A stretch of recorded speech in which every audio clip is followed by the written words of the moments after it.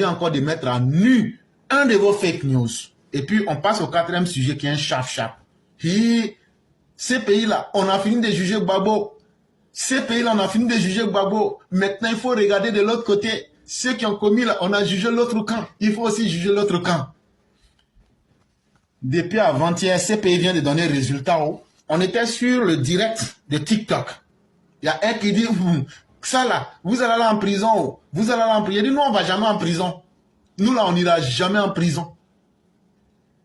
Et comme il ne me croyait pas là, la CPI met fin à l'enquête sur le dossier post-électoral 2010-2011 en Côte d'Ivoire sans justice pour les victimes. C'est un sujet qui est mitigé. Mais tellement les gars sont de mauvaise foi et des méchantes âmes, des âmes vénéneuses. Votre souhait, c'était de voir Ouattara, les coups et les pieds enchaînés avec nos chefs de guerre. On vous a dit là, tant que tu suis Ouattara là, nous on aime nos chefs de guerre là-haut. C'est pourquoi on leur a dit là, suivez Alassane Ouattara. Parce que ceux qui ont voulu jouer les durs là, ils sont en exil, ils sont en train de boire l'air des chamelles.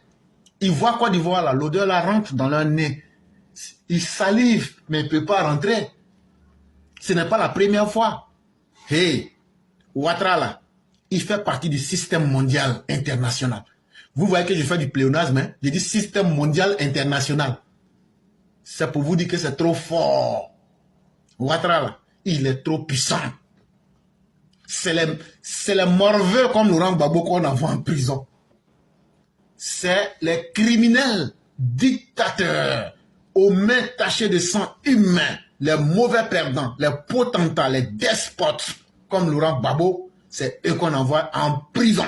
Des gens sans valeur et sans compétence qui planifient avec leur entourage des plans communs pour conserver le pouvoir qu'ils avaient acquis calamiteusement, comme Laurent Gbagbo. C'est eux en prison. Et puis après, là, il n'y a rien.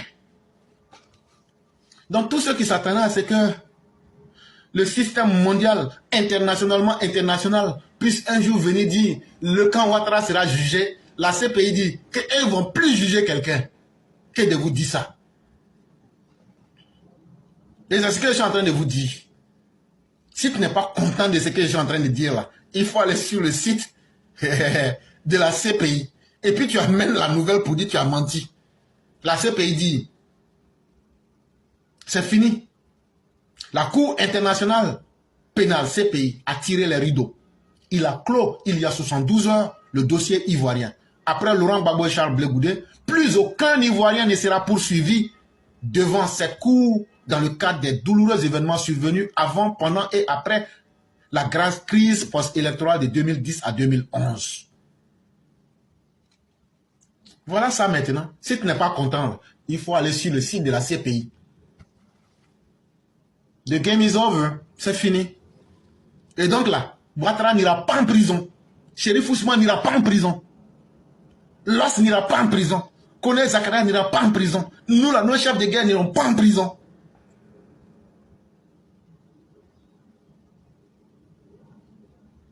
Voilà. Faites maintenant ce que vous voulez.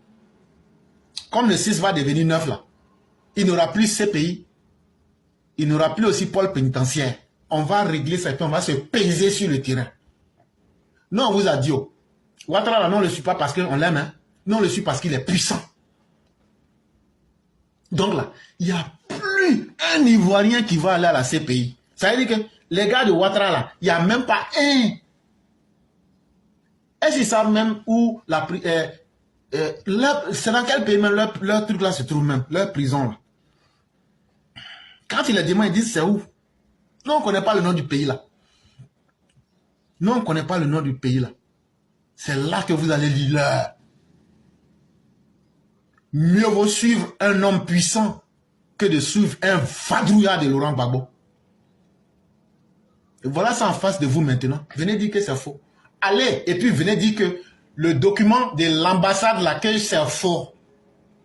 Et je ne vais pas vous donner. Allez sur le site. Pour la CPI, là, allez sur le site.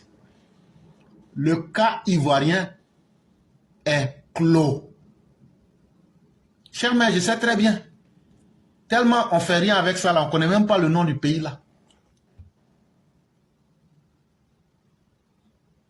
Nous, on était en légitime défense.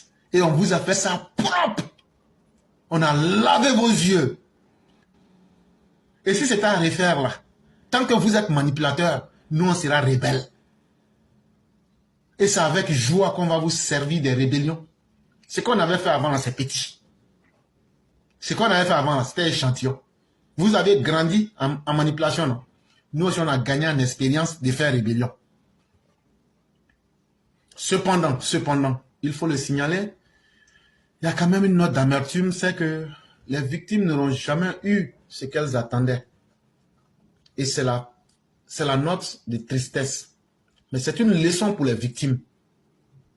Pour dire que quand tu mènes ta vie et que tu veux être chewing-gum là, les gens vont te mâcher. Ne soyez plus victimes. Soyez des acteurs de vos vies. Ceux qui en veulent à vos vies là, anéantissez-les. Ceux qui font des manigances, ceux qui font des manipulations, ceux qui font des tromperies là, quand ils viennent à vous, anéantissez-les. Le monde n'est beau que quand tu es encore vivant. Mais quand tu es victime là, personne n'a envie d'être à votre place. C'est une leçon. Et c'est pourquoi je vous dis, n'acceptez plus d'être victime des politiciens. N'acceptez plus de devenir des victimes. Soyez vous-même. Défendez vos vies. Parce que ce ne sont pas les politiciens qui ont décidé que vous devez être sur la terre. Ce n'est pas à eux de décider que vous devez mourir. Mesdames et messieurs, nous avons terminé. On va lire le texte de Mère Nefertiti. Et lorsqu'elle aura fini, on va pouvoir donner la parole aux uns aux autres pour s'exprimer rapidement. Et on va fermer le direct. Bonjour les éclaireurs, bonjour à toute la classe. Si vous permettez, je vais vous lire mon texte qui a pour titre « Les 3 poupées russes ». Je commence. Dans la situation actuelle de la géopolitique, où tous les pays pensent à leur développement, nous assistons à une union dite l'AES qui ne répond à aucune règle de bon voisinage avec les pays frontaliers à eux. À quoi pense-t-il en voulant se retirer de l'Union africaine ? Ne dit-on pas que l'union fait la force ? Pourquoi certains dirigeants africains ne pensent-ils pas au bonheur et de la sécurité de leur population ? Certains même se prostituent politiquement, croyant garder définitivement leur position de chef pour leur enrichissement personnel et de leurs proches qui les soutiennent. On peut reconnaître que ces 3 poupées russes, qui sont le Mali, le Burkina et le Niger, ont bien certaines choses en commun, telles que, primo, leur prise du pouvoir illégitimement, car tous des putschistes.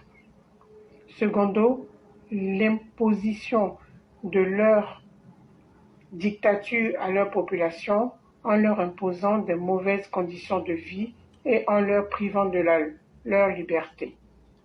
Tertio, leurs attitudes de femmelettes auprès de la Russie qui leur promet monde et merveilles. De la mémoire des Africains, je ne me souviens d'aussi lointain depuis nos indépendances qu'aucune empreinte positive de la Russie pour un pays africain, aucun plan de développement économique n'est à noter. Plutôt, après leur passage dans un pays africain, nous, mères, avons que nos yeux pour pleurer.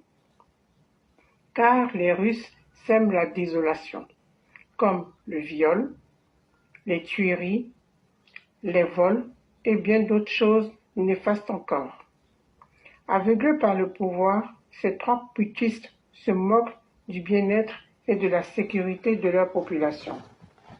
Les personnes en particulier qui en souffrent, les femmes et les enfants, pays vivant dans la peur et dans l'insécurité. Comment veulent-ils développer si tous les enfants et les femmes de leur pays meurent ? Dans les pays de l'AES, il n'y a aucun soutien économique, social, éducatif et sécuritaire. J'exhorte donc les femmes de ces pays des 3 poupées putschistes russes à se réveiller pour réclamer leur liberté, leur sécurité et surtout de protéger la vie de leur famille. Sinon, les Russes vous la mettront dure et sans vaseline. Merci. Texte écrit par Mère Nefertiti. Vive les EPV. Vive le Pazor dans la santé et longévité. Vive la Côte d'Ivoire dans le développement. Aimons-nous vivants. Mère Nefertiti, à bientôt. Merci infiniment, Mère Nefertiti. Aimons-nous vivants et croquons la vie à grosses dents. C'est aussi important.